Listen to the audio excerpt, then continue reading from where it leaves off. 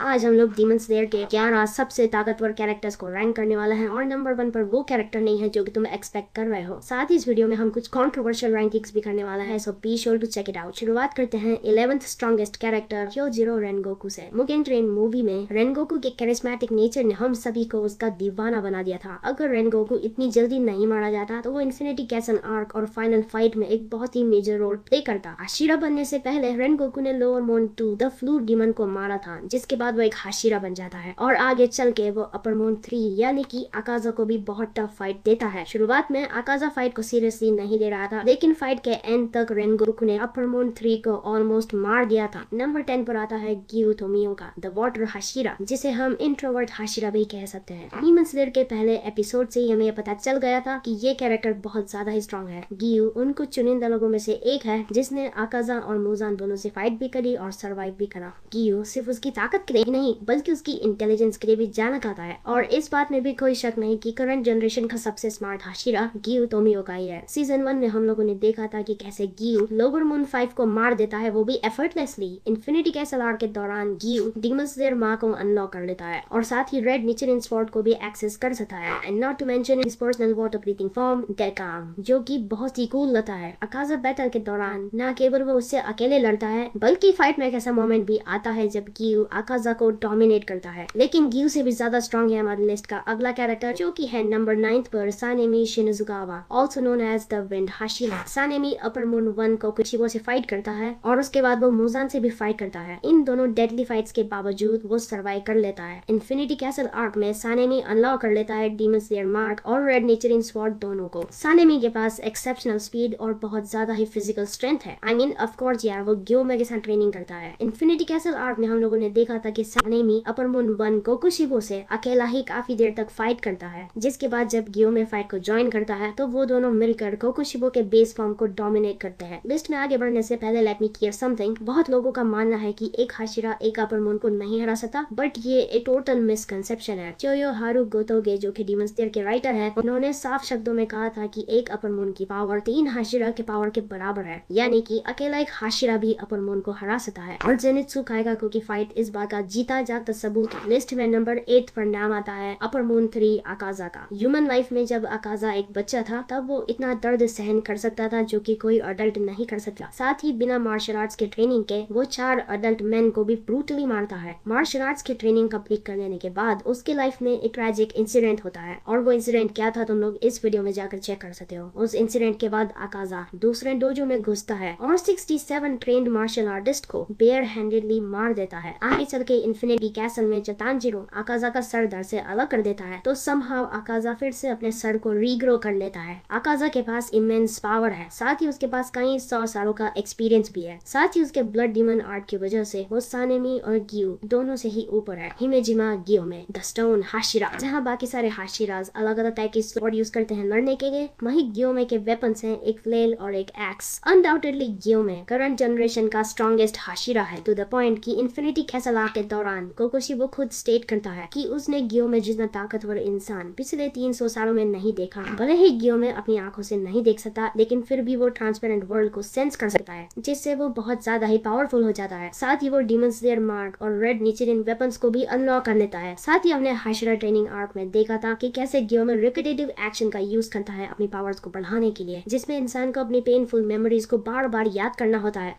और उसी के थ्रू इंसान की पावर्स मैक्सिमम लेवल पर पहुंच जाती है। अगर अकाजा और गियोमे की फाइट हो तो बहुत ज्यादा चांसेस हैं कि गियोमे इस फाइट को जीत जाए, लेकिन गियोमे हमारी लिस्ट में अगले कैरेक्टर को नहीं हरा सकता, जो कि है upper moon 2 Doma. In terms of physical power Doma Akaza से भी ज्यादा ताकतवर है। साथ ही उसका ब्लड डीमन आर्ट है आइस मैनिपुलेशन, जो कि बहुत ही स्ट्रॉन्ग पावर है। इन्फिनिटी कैसल आर्क में हम लोग देखते हैं कि वो शिनोबू को बिना किसी एफर्ट के मार देता है, बिल्कुल वैसे ही जैसे उसने शिनोबू की बड़ी बहन को मार दिया था, जिसके बाद वो इनोस्के और कानाओ दोनों को ही एक साथ हरा देता है एफर्टलेसली। और स्टोरी में इस पॉइंट तक वो दोनों ही हाशिरा लेवल पहुंच चुके थे। अगर तुमने मेरी ये वाली वीडियो देखी है तो तुम्हें डोमा का पूरा पास्ट पता होगा कि कैसे वो बचपन से ही एक ओल्ड हार्टेड बच्चा रहा है, जिसके पेरेंट्स उसके सामने लड़कर मर जाते हैं, लेकिन उसे कोई फर्क नहीं पड़ता। अगर शिनोबू का पॉइजन डोमा को नहीं मारता तो हम उसका फुल पोटेंशियल देख पाते, which is of course greater than Gyomei, लेकिन वो हमारे अगले कैरेक्टर से ज्यादा स्ट्रॉन्ग नहीं है। नंबर 5 पर आता है अपर मून 1 कोकुशिबो, जो कि obviously one of the strongest character character है सीरीज का, क्योंकि वो रियल भाई है द गॉड हिमसेल्फ योरिची का। डीमन बनने से पहले कोकुशिबो बहुत ही स्ट्रॉन्ग डीमन स्लेयर था जिसने अपना मार्क भी अनलॉक कर लिया था। तो अब कोकुशिबो के पास पावर्स का भंडार है। उसके पास डीमन स्लेयर मार्क है, ट्रांसपेरेंट वर्ल्ड वो एक्सेस कर सकता है और वो मास्टर है second strongest breathing moon breathing का। और इस सब के अलावा वो ब्लड डीमन आर्ट को भी एक्सेस कर सकता है। अपने 500 साल के डीमन करियर में न जाने कितने डीमन स्लेयर को उसने मारा है। साथ ही उसके पास मुजान का सबसे ज्यादा ब्लड है, क्योंकि इतना सारा ब्लड सिर्फ कोकुशिबो ही हैंडल कर सकता है। कोकुशिबो इतना ज्यादा पावरफुल है कि डोमा और अकाजा साथ मिलकर भी कोकुशिबो को नहीं हरा सकते। गेनिया, सानेमी, मोइचिरो और कियोमे सभी लोग साथ मिलकर कोकुशिबो से फाइट कर रहे थे, लेकिन फिर भी वो उसे नहीं हरा पा रहे थे। अगर एंड में कोकुशिबो खुद से हार नहीं मानता तो वो इन चारों डीमन स्लेयर्स को मार देता, लेकिन कोकुशिबो नहीं हरा सकता नंबर 4 मुजान किबुत्सुजी को, the creator of demons himself. Muzan सबसे पहला डीमन तो था ही, साथ ही वो बहुत ज्यादा पावरफुल भी है। वो किसी भी जिंदा चीज को अपने अंदर एब्जॉर्ब कर सकता है, जैसा कि हमने सीजन 4 के एंड में देखा। साथ ही मुजान के फाइनल फॉर्म में उसकी पीठ पर 8 टेंटेकल्स आ जाते हैं, जिनके अंदर बहुत ही डेडली पॉइजन भरा हुआ है। साथ ही मुजान के पास अता की सबसे बेहतर रीजनरेशन एबिलिटी भी है, जैसा कि हमने सनराइज काउंटडाउन आर्क में देखा था जब ओबेरॉय ने उसके गले पर हमला करा था। उसके गले को स्लाइस करते ही वो इतनी जल्दी हील हो जाता है मानो जैसे कुछ हुआ ही ना हो। मुजान अपने ब्लड डीमन आर्ट से कुछ भी कर सकता है, लिटरली कुछ भी। साथ ही उसके पास कमाल की शेप शिफ्टिंग एबिलिटीज भी है। मुजान इतना ज्यादा स्ट्रॉन्ग है कि सभी अपर मून्स मिलकर भी मुजान को नहीं हरा सकते। उसे सिर्फ 2 ही चीजें मार सकती है, या तो सनलाइट या तो योरुइची। जिसके बाद नंबर 3 पे आता है demon king Tanjiro. Final battle के एंड में मुजान जब मरने ही वाला था तब वो तांजीरो को अपना सारा बचा हुआ ब्लड ट्रांसफर कर देता है, जिससे तांजीरो एक डीमन बन जाता है। लेकिन डीमन फॉर्म में तांजीरो सनलाइट को भी कॉन्कर कर लेता है और बन जाता है डीमन किंग तांजीरो, जो कि ऑब्वियसली मुजान से भी ज्यादा स्ट्रॉन्ग है। अब तांजीरो के इस फॉर्म के पास डीमन स्लेयर यूनिवर्स की सारी एबिलिटीज हैं, जैसे कि demon slayer mark, red Nichirin sword, transparent world, selfless state, blood demon art, sun breathing. यहाँ तक कि ये भी कंफर्म नहीं है कि डीमन तांजीरो मारा भी जा सकता है या नहीं, क्योंकि अब सनलाइट का भी उस पर कोई असर नहीं हो रहा है। लेकिन इस यूनिवर्स में एक व्यक्ति है जो कि डीमन किंग तांजीरो को हरा सकता है, और तुम लोगों ने बिल्कुल सही गैस करा। वो व्यक्ति है लिस्ट पर number 2 Yoriichi Tsugikuni, the literal god of demon slayers. Yoriichi वो व्यक्ति है जिसने ब्रीदिंग स्टाइल्स का इन्वेंशन करा, और वो फर्स्ट यूजर है सन ब्रीदिंग का, जो कि सबसे स्ट्रॉन्ग ब्रीदिंग स्टाइल है। योरिची के पास बचपन से ही डीमन स्लेयर मार था, और बचपन से ही वो ट्रांसपेरेंट वर्ल्ड में देख सकता था। साथ ही उसके पास सेल्फलेस स्टेट भी है, और उसने रेड नेचर इंस्पॉन को भी अनलॉक कर लिया था जब उसने मुजान से फाइट करी थी। जब वो पहली बार मुजान को फेस करता है तब मुजान अपनी सारी ताकत दिखा देता है सिर्फ वहां से भागने के लिए। तो तुम अंदाजा लगा सकते हो कि योरिची कितना ज्यादा स्ट्रॉन्ग कैरेक्टर है। जब वो 80 साल से भी ज्यादा का हो चुका था तब उसकी मुलाकात होती है उसके खुद के भाई कोकुशिबो से, जो कि अब एक डीमन बन चुका था, और वो भी अपर मून 1। इतना बूढ़ा हो जाने के बाद भी योरिची एफर्टलेसली एक स्ट्राइक में कोकुशिबो को ऑलमोस्ट मार देता है, लेकिन इससे पहले वो दूसरा अटैक कर पाता है उसकी खुद की मौत हो जाती है। लेकिन जो कैरेक्टर हमारी लिस्ट में नंबर 1 पे है वो योरिची को भी हरा सकता है, और वो है नन अदर देन इनोसुके हाशिबिरा।